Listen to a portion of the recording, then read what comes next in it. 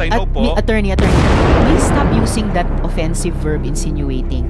I am a very plain speaker. Okay, I'm sorry. It's all right. Pwede nyo lang sabihin mali yung fact na sinasite, tinatanggi nyo yung sinabi ng ibang resource person.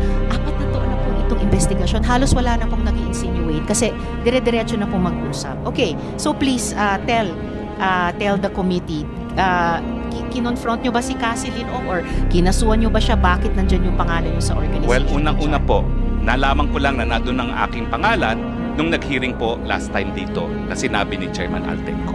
Pero bilang abogado and naging professor ng constitutional law, I'm familiar with the rules of the Senate. And the Senate says that in proving facts, the rules of court apply in the suppletory character. I don't need to argue with you about that. Pero but you don't need to, excuse me, sandali po. You don't need to tell the committee what the rules of the Senate are. Well, I'm just citing. Just answer. My answer po is that document is only evidence of its existence. Pero para patunayan po yung katotohanan na nakalasaad sa dokumentong yan, dapat meron pong testigo na nakakita ng ginawa yung dokumentong yan, o di naman kaya testigo ng gumawa ng dokumentong yan, o di naman kaya yung testigo na pumirma ng dokumentong yan. Actually, as I said earlier, excuse me. No. Ma'am, excuse me kasi... No, excuse me.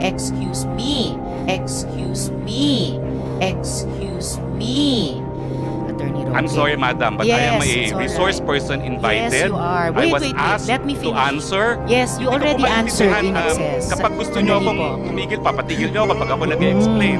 Yes. I thought we were engaged in the search for the truth. Oh, definitely we are. Please be reminded to respect the chairperson. I'm very respectful, Madam Chair. Parang respectful yung nagsasalita siya, sinasabayan mo siya. I apologize, Senator Gatchalian.